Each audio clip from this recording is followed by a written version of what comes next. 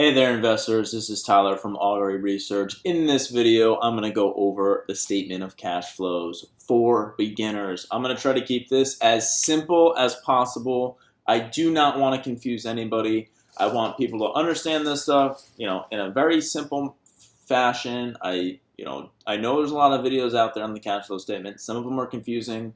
Some of them aren't going to help you if you're not understanding it. So I'm going to try to keep this to the bare minimum, very simple and effective, because you really don't need to know everything about the statement of cash flows. I mean, eventually you do want to know everything about it, but you want to, basically, start with a little teaspoon when you're eating. You don't want to just get out the shovel and try to, fit that whole thing in your mouth. So let's, keep it simple here and jump into a statement of cash flows. I want to give a shout out to Ann. She's a pro member, and she was the one that inspired me to make this video. So if you get anything out of it, don't thank me, thank her, and let's jump right into this. Let's see if I can get something rolling here and keep it simple. Okay, let's see if I can actually figure out how to minimize the screen. A little bit of technical difficulties over here at Augury Research, folks. I'm a clown, I know. All right. So, number one thing I want to do every day after the market closes, finviz.com. This is like routine, okay? It's like brushing your teeth after you wake up in the morning. You want to see what's moving and why, okay? Okay, this is a big dog move. Biotech. Not going to get into that for the cash flow statement. Let's go to the losers. Okay, I see one that I know. Perfect. Perfect, perfect, perfect. What is going on here? More technical difficulties for me in this video. Off to a bumpy start, but hopefully we can find our feet and make a move. Okay. It looks like it was down because of earnings, maybe. So this must have been last night, but it looks like. Okay, so this is down because of earnings. Let's take a look at them. Okay, and just a little bit of background on this particular business. What this company does is, if you ever go into a fast food restaurant, they are the ones that put the screens, those really nice, flat screens that, show you the menu and stuff like that. They install those, but their idea is, they can, systematically show you the food and basically increase the purchase price via the algorithm that they use to show you the food. It's actually pretty crazy. I kind of like this business. The more fast food restaurants I go into, the more I see these screens up. So, it was pretty interesting. They have gross margins, pretty good. So I kind of like this one. So I'm kind of glad that this was on the list today. All right. So first thing I always do, shares outstanding. You gotta know this number. We got 11.9. Okay, and you don't have to be perfect in investing. It's just what's easy, what's quick. That's my secret sauce. What's easy, what's quick. Okay, so when trying to dig through the statement of cash flows, they're all connected. All three of these financial statements are connected, and I'll kind of just show you how real quick. Is that what you're going to see here is the cash balance.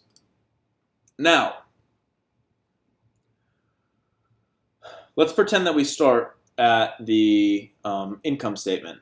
Okay, so you get you got your revenue, you got your, gross profit. How much money did the company, make or lose during operations? Minus negative 624,000. Okay, and then there's a gain on settlement of obligations. So this is kind of a little bit messy already, but let's stick to the game plan here. Doesn't matter if this is a one-time thing or not. Fact is, net income right here, save it, $2.297 million. Okay, now that number is going to be where the cash flow statement starts. Bam, there it is, okay? Now, I'm going to come back to the cash flow statement in a minute. Okay, if we go down here, we can see cash and cash equivalents at the end of the period. That's at 3.004 million. If we go all the way back up to the balance sheet, bam, there it is. Okay, so they're connected. And so it's like, imagine it starting here. This statement tells you where all the cash is going in and out of the business, right? And then we finally add it all up, get that bottom number right there, and then that is where the balance sheet begins. Okay? And then we list all of our, current assets, total assets, liabilities, yada, yada, yada. And then we get that number, shareholders' equity, and that's how much money is owed to the shareholders. So I'm going to just go over the balance sheet in this particular case because it's always good to know. I'm going to move me to the left. Now, we got $3 million cash, $2 million, let's call it, in accounts receivable, $2 million in inventory, and $1.6 million prepaid expenses. Okay, so that gives us current assets of 8.6. And then, okay, we got a lot of goodwill. Looks like we got some property and equipment, $3 million worth. Oh, I'm sorry, this is intangibles. This is property and equipment of $1 million worth. Overall, we have $21.6 million in total assets. Current assets to current liabilities. Okay, that's pretty good there. We have $3 million cash, which seems like enough to cover this. And then we have some assets. Obviously, these deserve discounts, but forget about it for right now. Let's call it 9.7 is the book value. 9.7 million. And what did I say? We have 11.9. So that's the amount of shares outstanding. And the stock was trading at $1.25. So 11.9 times 1.25, bam. Okay, so we have a purchase price today. If I wanted to buy it right now, I would have to pay $14.875 million. That's the market cap.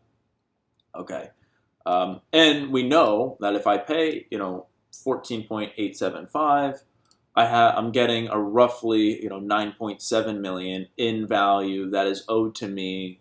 That if we sell all the assets, pay off all the liabilities, I should get, hopefully around that 9.7. It'll be less than that, but that's just a quick valuation.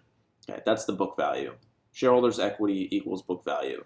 So we'll do 9.706 divided by 11.9.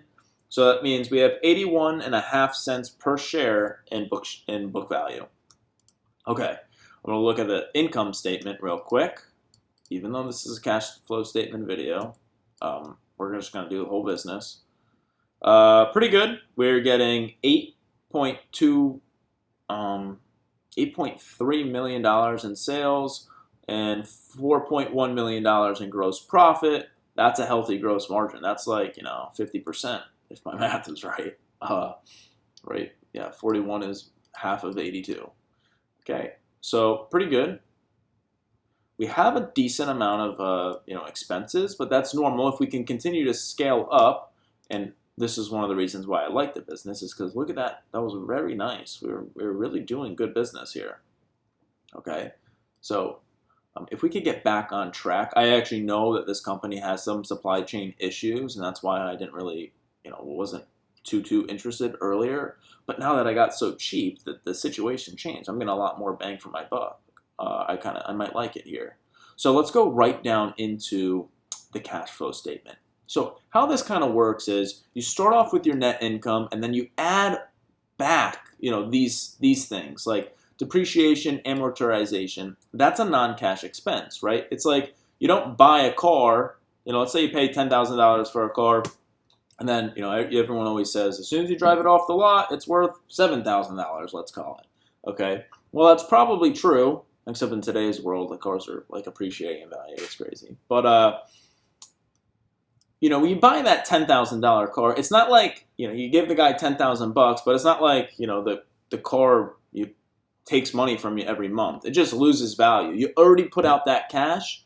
So it's not, you're not actually pulling it out of your pocket anymore. It's already been pulled out. So you add it back, right? And the same thing with amortization. Same thing with the stock-based compensation. You're paying people in stock, not cash, right? So you can add these things back. And basically, how you do the cash flow statement is you start off with net income. You add this, so you would take 2.297 million, then add back 688,000. And you did that for all of these, and then if it's in parentheses, that's a negative, so you would subtract it. And you do that through the whole thing, right? So add, subtract, subtract, subtract, subtract, add, subtract, add, subtract, add, subtract, subtract, add, subtract, subtract, subtract. You would get this number, okay? So it does all the math for you. Thank God. That's a lot of adding and subtracting. So that's really important because this is the total amount of dollars that the operations have produced, okay? And I probably should have mentioned this earlier, but the cash flow statement is broken into 3 sections. You have operating activities, which we see right here, right? So we have operating activities. We have investing activities. So this is like what the company is investing in. Okay, let's see if I can get this right. Bam. Okay, so investing activity. So, okay, I own the business. I need to purchase, a printer. I'm investing in a printer. That's equipment, right? We see that here. I'm going to buy a warehouse for my company. Okay, that's property. So these are what we're investing in. These are, that stuff goes under investing activities, okay? For this particular business, it looks like, okay, well, we needed to buy this software for third-party labor contracts or whatever. That cost $100,000, but we got it. We had to do it. We did it. Same thing here. We had to buy more software for internal labor contracts or something like that. That's another, $100,000, let's call it. So overall, we had to invest in, $200,000 worth of software for our business. Okay. So, but we got to remember that's still cash coming out of the business. So that's why we find it here on the cash flow statement. So far we, lost negative $363,000 from, operating activities, right? And then we lost another, $204,000 in stuff we had to invest in. So that's negative 567,000. And now the third part of the cash flow statement is the financing activities section. So this is where you see, okay, did the company buy back any stock? Did the company issue a dividend? Did the company sell shares? Pay back debt? All of these things. So this particular company didn't do too much, except when we get down here. So this company actually produced $1.85 million selling shares of stock, okay? And we can see proceeds from sale of shares. So they actually raised money. They traded stock for cash, okay? And that's important because we always need to keep an eye on how much money that they're actually making versus how much money they're making through selling stock, okay? So overall, if we add all this stuff up, right? So this totals to 1.745. So we'll add 1.745. We'll get, bam, I got the same exact number. So this last 6 months, the company has increased its cash by $1.178 million. But we just recognize that basically all of the cash produced by this company was actually not from anything that is going on in terms of operations or selling investments. It was actually all produced from proceeds from the from selling stock. So the business really isn't doing much, but it's been a tough time because they have these supply chain issues. Which you would learn about if you read the transcripts or whatever. So basically, this is the number this is the total change in cash over the last 6 months, and then you would add it to the original cash balance, that 1.826 million, and that gives you, let's just call it 3 million, and that is what the cash balance is of the business here on the balance sheet. So that's the cash flow statement. And really, let's see real quick. Let's see if we could be really, really quick and find a company that's burning a lot of cash. I think this one is. Okay. I think this was the ticker system. Right. So this is a biotech, and we don't really need to know anything other than how much cash they're burning. Okay. So we see net income here, and we see this right here. Net change in cash. This is a little bit messy, but they're burning a lot of cash, minus $41 million. So let's put on our thinking cap, and let's say, okay, if they burn $41 million every 6 months, let's call it every 6 months that this happens. You know, I'm not saying that this happens for this business. I'm just, let's pretend.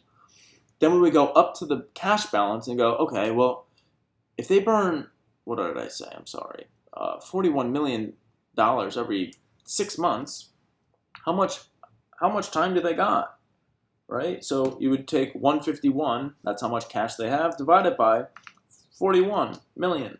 Okay, they have 3.7